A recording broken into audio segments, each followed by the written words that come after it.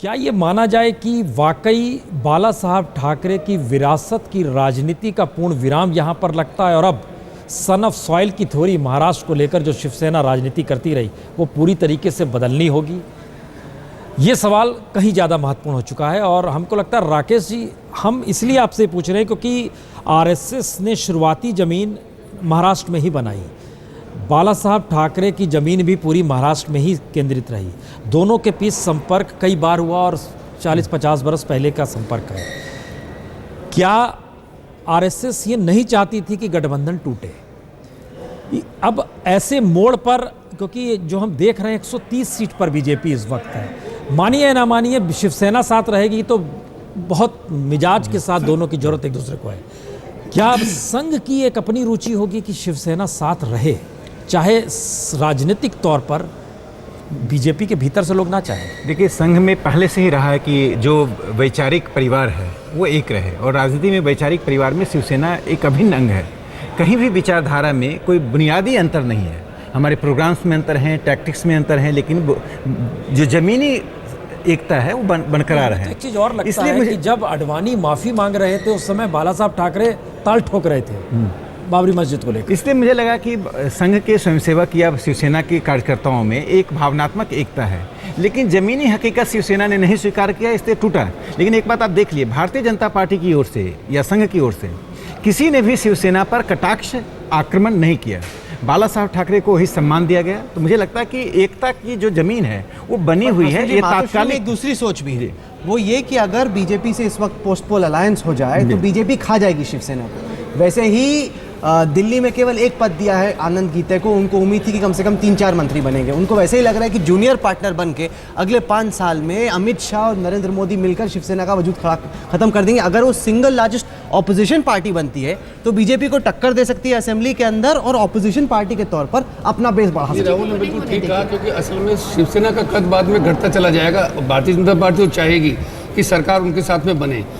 उद्धव ठाकरे कहेंगे मुख्यमंत्री बनाइए, उप मुख्यमंत्री तो लगभग बन ही सकते हैं, लेकिन भारतीय जनता पार्टी आड़ बाद में इस चीज़ों की लेगी जो काम नहीं किए जा सकते। देखिए, गठबंधन है, मान लो विदर्भ का मामला है, सब विदर्भ को लोग याद दिलाएंगे कि अब तो आपने ये वादा किया था, बरसों से आपकी चला आता है, बोले नहीं हमारे साथ में गठबंधन है, शिवसेना हमारे साथ में है।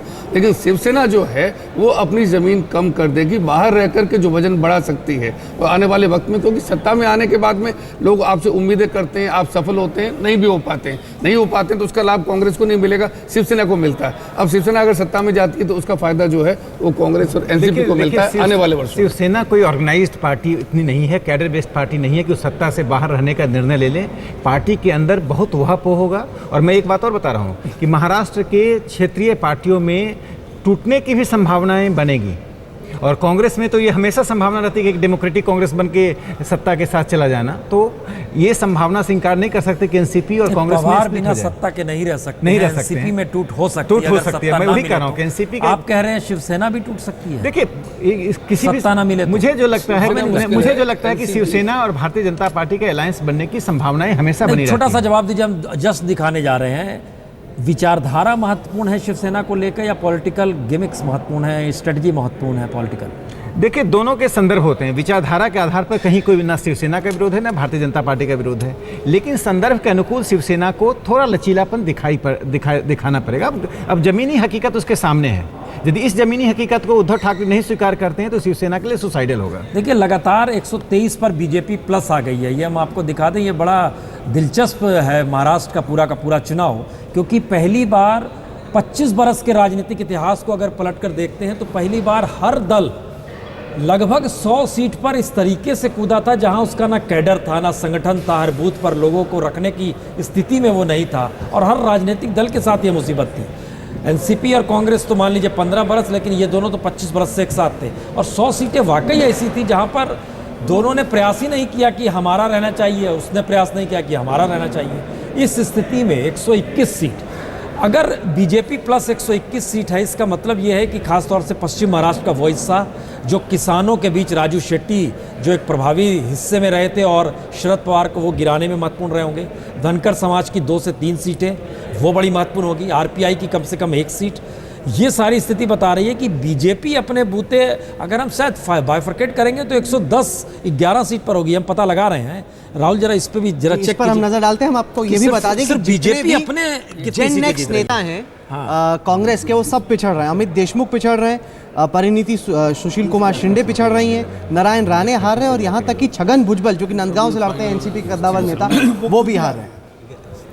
सिर्फ बीजेपी अपने कितना जीत रहा, अगर ये ध्यान दिया जाए, इस पे हम आते हैं। लेकिन हम पहले अमिताभ के पास चल रहे हैं। अमिताभ, क्या जश्न का माहौल है बीजेपी हेडक्वार्टर में? मैं इस वक्त मौजूद हूँ बीजेपी मुख्यालय के बाहर अशोक रोड पर, और जैसे जैसे महाराष्ट्र और हरियाणा के विधानसभा चुनाव की मतगणना के रुझान सामने आ रहे हैं, यहाँ जश्न का माहौल अब शुरू हो चुका है। ढोल नगाड़े यहाँ पर बजने शुरू हो गए हैं। पार्टी, भले ही पार्टी का कार्यकर्ता अभी यहाँ पर मौजूद न हो, लेकिन बैंड बाजा की मौजूदगी सिक्योर इलाके में, जहाँ सुरक्षा व्यवस्था बिल्कुल कड़ी हो गई है, वहाँ देखकर तो यही लगता है कि कम से कम पार्टी कार्यकर्ता पहले से जोश में है, पार्टी के नेता पहले जोश में है। और जिस तरह से चुनाव के रुझान सामने आ रहे हैं, पार्टी को लग रहा है अब तो दोनों राज्यों में उनकी ही सरकार बनने वाली है। आज देर शाम संसदीय बोर्ड की बैठक होगी शाम 6 बजे, उसमें तय होगा कि दोनों राज्यों में कौन कौन से ऑब्जर्वर जाएंगे। लेकिन फिलहाल जश्न का माहौल जो है सुबह 9 बजे ही शुरू हो चुका है, और पार्टी के कार्यकर्ता देर सवेरे जुटना यहाँ शुरू जरूर होंगे, लेकिन यहाँ पर इन बैंड बाजा की मौजूदगी और ढोल नगाड़ों की आवाज यही बता रही है कि पार्टी कितने जश्न के मूड में आ चुकी है। कैमरामैन पिनाकी के साथ अमिताभ सिन्हा, दिल्ली, आज तक। मित्तल साहब, ये क्या पहले बैंड बाजे वालों को बोल दिया जाता है आपको आना है सुबह? मैंने क्या ऐसा है, हर हायर राजनीतिक तो करना पड़ता होगा ना। हर राजनीतिक संगठन जो है अपनी तैयारियां रखता है। अच्छा, नहीं, पर आप तो 20 फीट पीछे रह गए इस वक्त। ये बैंड पार्टी ही अपनी होती है। पर ये मैं इसमें रहूंगा। आपको उम्मीद थी सुधांशु जी कि 140 के ऊपर जाएगा आंकड़ा, ये तो फिसलता चला जा रहा है। अभी देखिए कितना होता है।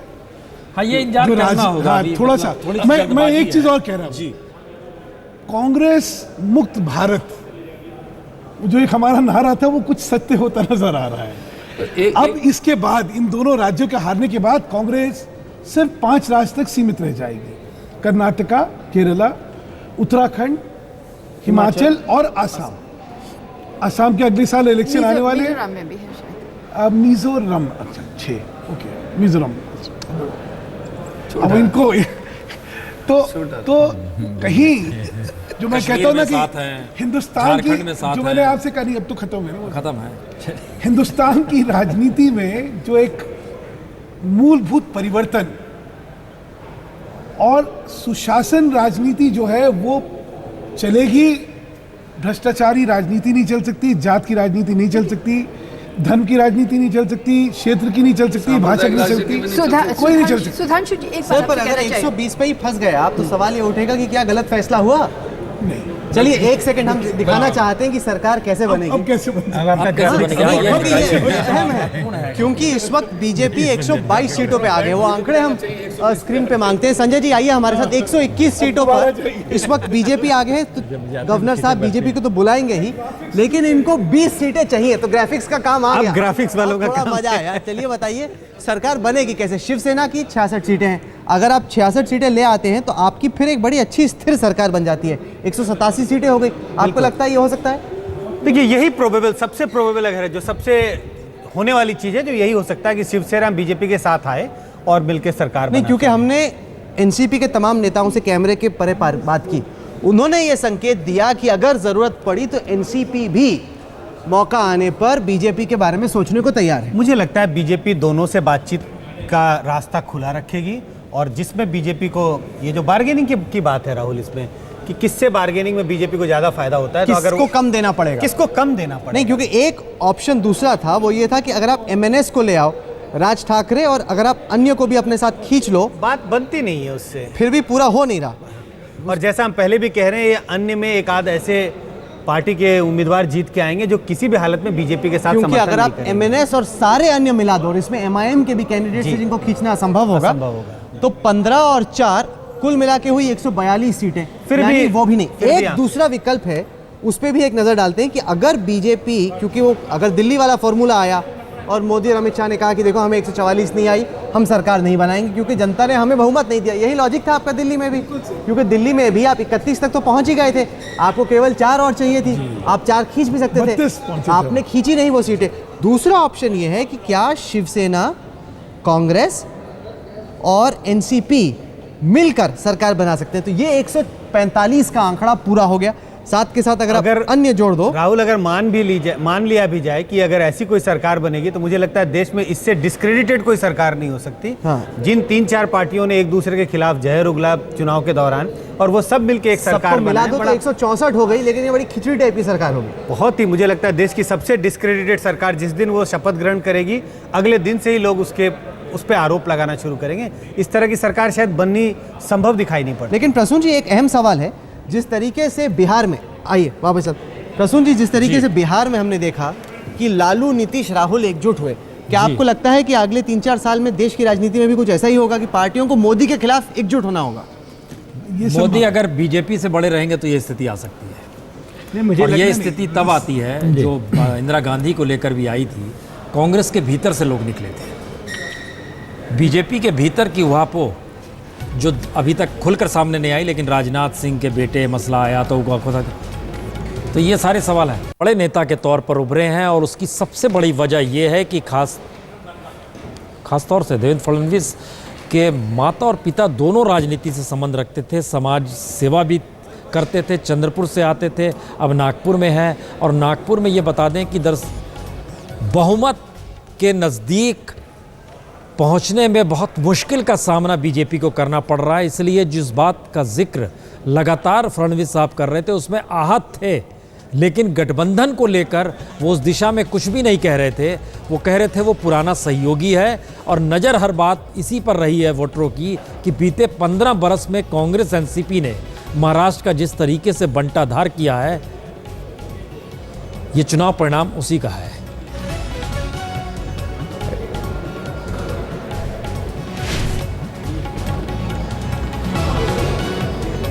हमारे साथ बीजेपी के नेता विजय गोयल साहब भी जुड़ चुके हैं। विजय गोयल साहब, बधाई हो आपको। हरियाणा में रुझान बहुत ही अनुकूल है, लेकिन महाराष्ट्र में कुछ मसला अटका हुआ है। तो इस अटकी हुई परिस्थिति में आप लोग को अभी भरोसा है या गठबंधन के लिए शिवसेना है? नहीं, हमें तो पूरा भरोसा है, और जनता जो कांग्रेस एनसीपी का भ्रष्टाचार का राज चल रहा था उसको समाप्त करना चाहती है।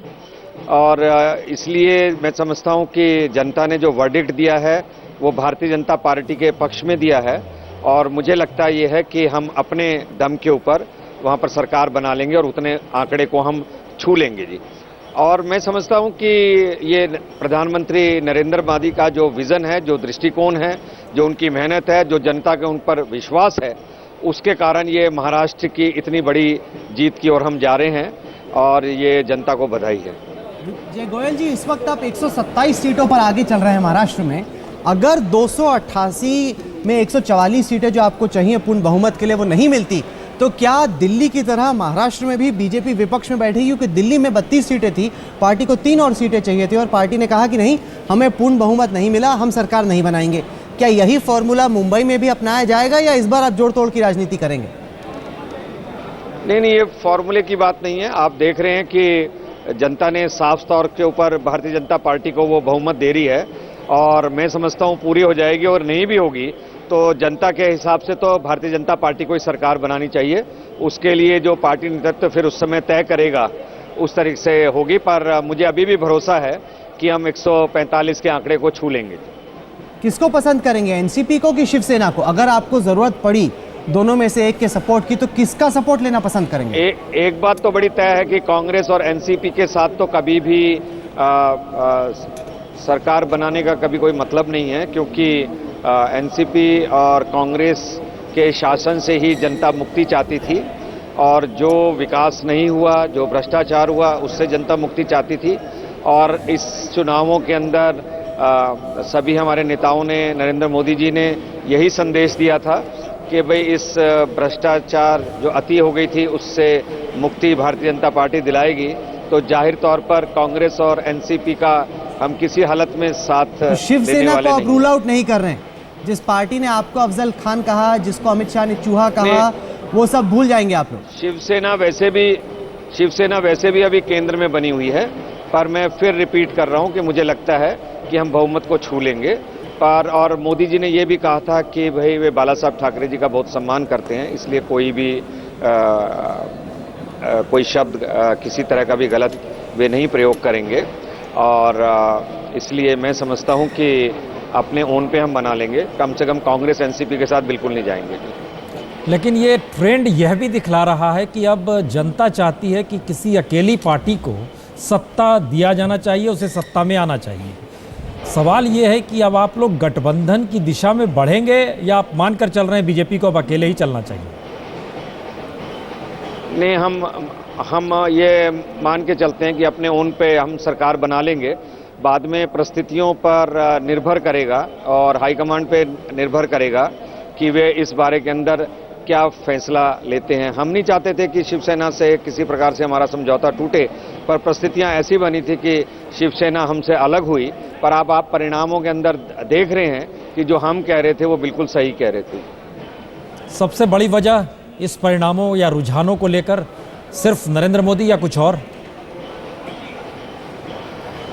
नहीं, मैं समझता हूं कि प्रधानमंत्री नरेंद्र मोदी जी ने जो पिछले महीनों के अंदर जो उनका जो दृष्टिकोण, जो विजन उनका रहा है, चाहे वो जनधन योजना है, चाहे वो मेक इन इंडिया है या वो आदर्श ग्राम योजना है, पब्लिक ने उनको पसंद किया है। 24/7 वो जो काम कर रहे हैं उसको पसंद किया है और लगता है कि प्रधानमंत्री मोदी कांग्रेस के इतने सालों के राज के बाद भ्रष्टाचार मुक्त शासन देंगे और देश के अंदर से वे विकास करेंगे और ये विकास सभी राज्यों के अंदर होगा और ये विकास सबको साथ लेकर होगा और जो उनका विजन है लोग उसके कायल हैं और उनको लगता है कि प्रधानमंत्री नरेंद्र मोदी हालात को देश के सुधार देंगे। किंतु इसके साथ साथ पार्टी के अन्य नेताओं ने भी हरियाणा और महाराष्ट्र सब जगह परिश्रम किया है, कार्यकर्ताओं ने बड़ी मेहनत की है जी।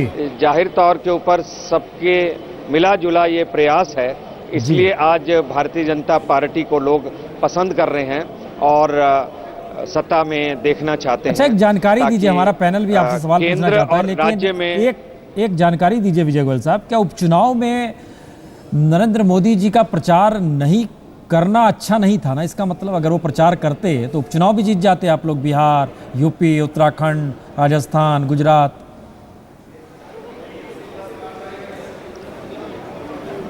नहीं, सवाल इस बात का है कि वे किस समय कहां व्यस्त हैं, उनके पास कौन सा समय है। और अभी भी विपक्षी दल तो ये चाहते थे, घबराए हुए थे कि भाई नरेंद्र भाई जो है हरियाणा महाराष्ट्र में प्रचार नहीं करें और कल को अगर सीटें कम आती या कुछ होता तो सीधा कहते देखिए मोदी जी की अब हवा नहीं है। नहीं, तो मोदी जी का देश को संदेश देना इन राज्यों में बहुत ज़्यादा आवश्यक था कि केंद्र के साथ साथ हमको राज्य भी चाहिए ताकि उनके अंदर बेहतर तालमेल हो, जो केंद्र की योजनाएं हैं वो ठीक तरह से कार्यान्वित हो, तभी देश का विकास होगा। अगर एक दिशा में चल रहा है, दूसरा दूसरे दिशा के अंदर चल रहा है, तो जाहिर तौर पर फिर विकास समुचित तरीके से नहीं हो सकता। तो मैं समझता हूँ ये लाइन बिल्कुल ठीक है जिसके अंदर केंद्र और राज्य मिलजुल कर अब काम कर सकेंगे। ओके, थानवी साहब, एक उहापोह की स्थिति नज़र आ रही है। चाहे ध्यान दें तो गोयल साहब ने जिक्र जो किया शिवसेना को लेकर, हम नहीं तोड़ना, हर कोई यही कह रहा है। फडणवीस साहब ने नागपुर में कह दिया हमारी दुश्मन नहीं है शिवसेना। लेकिन बहुत स्ट्रेटजिकली अगर देखिए तो चुनाव जीतना एक मंत्र हो गया है इस दौर में बीजेपी का। ये अब मान लिया जाए उसके लिए किसी भी हद तक कोई भी स्ट्रेटजी अपनाई जाए, अपने बूते पार्टी का विस्तार अब करना है, ये महत्वपूर्ण हो गया है। चाहे अब पार्टी के भीतर से ही सवाल खड़े होंगे कि और अमित शाह की जो रणनीति क्या वो सही थी? आज नहीं आ रही इसकी। इतना बरसों पुराना 15 साल डेढ़ लोगों ने तोड़ा और क्यों तोड़ा कि हम अपने मुद्दे पर पार्टी खड़ी कर सकते हैं। अब ये सवाल खड़ा हुआ है कि चेक करेंगे, बैटरी चली गई, बोलता माने कि कितना धुआंधार प्रचार करने के बाद बैटरी चली गई। और दूसरी बात कांग्रेस इतना बुरा उन्होंने जो है। अच्छा, हम एक मिनट आपसे, हम जरा कमलेश सुतार जी के पास सीधे चल रहे हैं जिनके साथ देवेंद्र फडणवीस साहब हैं।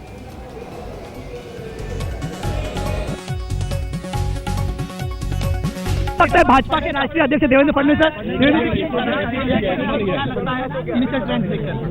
देखिए, इनिशियल ट्रेंड्स का अगर हम विचार करें तो निश्चित रूप से भारतीय जनता पार्टी चुनकर आ रही है। हम हमारे भरोसे पर सरकार बनाएंगे। लेकिन क्या ऑप्शंस खुले हैं अगर मेजॉरिटी से शॉर्ट होती तो? देखिए ऑप्शंस का सवाल ही नहीं, अभी तो ऑप्शंस का विचार ही नहीं कर रहे हम लोग। ऐसा है कि भारतीय जनता पार्टी अपने बलबूते पर सरकार बनाएगी। कांग्रेस और एनसीपी हमारे राजनीतिक विरोधी है, शिवसेना हमारी राजनीतिक विरोधी नहीं है, लेकिन जिस भाषा का उपयोग उन्होंने किया उससे हम लोग बहुत आहत हैं। पर्याय खुले शिवसेना के साथ जाने के लिए।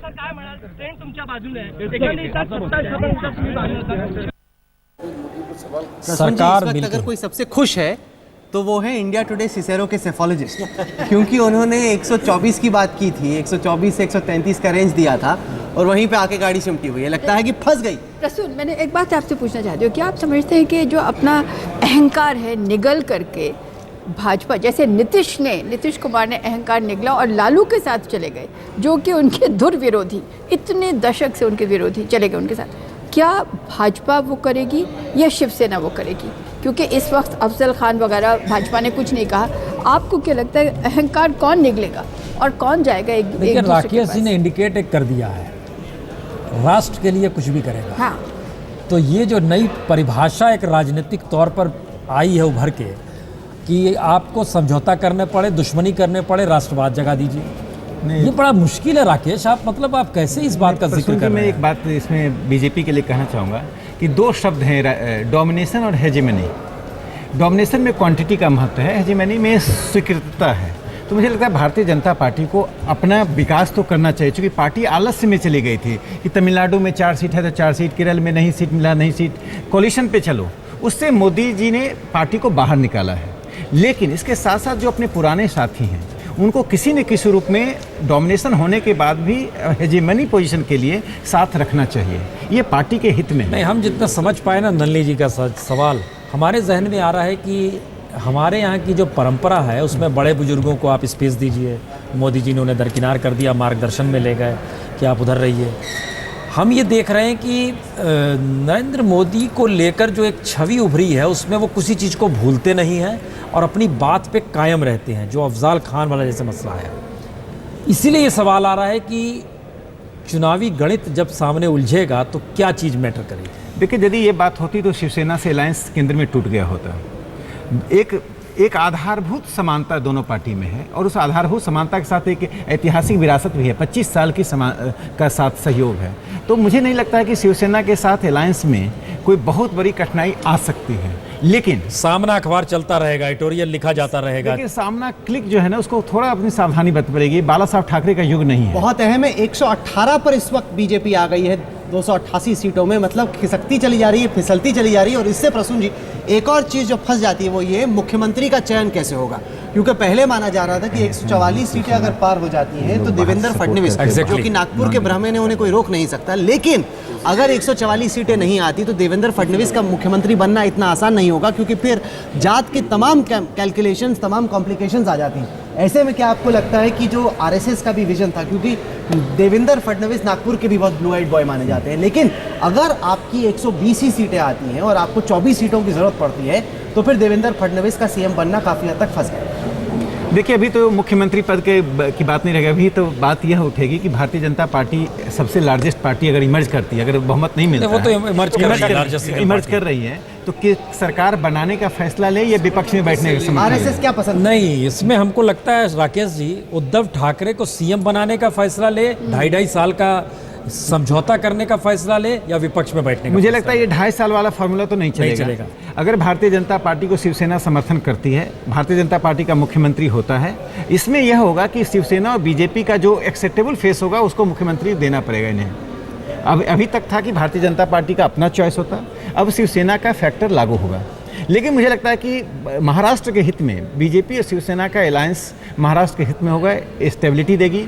कहीं मुझे डर है कि कहीं ऐसी स्थिति ना कांग्रेस और एनसीपी क्रिएट करे कि कोई सरकार बन जाए और बाहर से समर्थन करे। हमें वही लग रहा है कि कांग्रेस अल्पसंख्यक सरकार वाला बाहर से, ताकि उसे दबाव भी बना रहता है, क्योंकि मुख्यमंत्री तो उनका बनेगा नहीं, दबाव भी बना रहता है। भीतर शामिल होने के बाद वो अपनी आवाज़ खो देते हैं और अपना भविष्य में वो जो नहीं, कांग्रेस बाहर से समर्थन नहीं दे सकती है शिवसेना को, ऐसी स्थिति नहीं है इस देश में अभी बनी। कांग्रेस और शिवसेना, देखिए शिवसेना की राजनीति सांप्रदायिक राजनीति है और वो उनका विचार जो है वो भाजपा के साथ ही मेल खाता है। थामी साहब, एक चीज़ बताइए, हम लोग लगातार देख रहे हैं बीजेपी और नरेंद्र मोदी को अलग करके देखने का प्रयास हर राजनीतिक दल कर रहा है।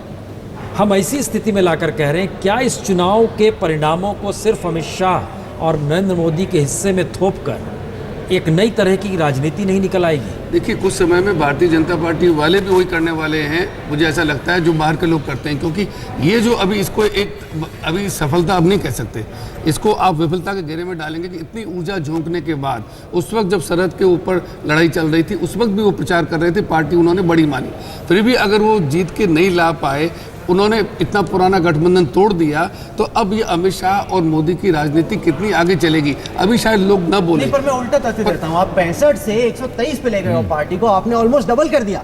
वरना तो अगर आप शिवसेना के साथ रहे थे तो आपको 119 से ज्यादा वो देने को तैयार नहीं थे, लेकिन इसलिए आपने कहते हैं पार्टी कि का अपने वजूद बूथे पे बढ़ा दिया। आएंगे। कोंकण को छोड़ के बाकी तमाम इलाकों में बीजेपी इस वक्त अग्रेशन पे है, बीजेपी की सीटें बढ़ रही हैं। ये अगर आप शिवसेना के साथ होते तो नहीं हो पाता। शिवसेना के साथ रहते हुए वो ये नहीं अचीव कर सकते थे, ऐसा हम नहीं कह सकते।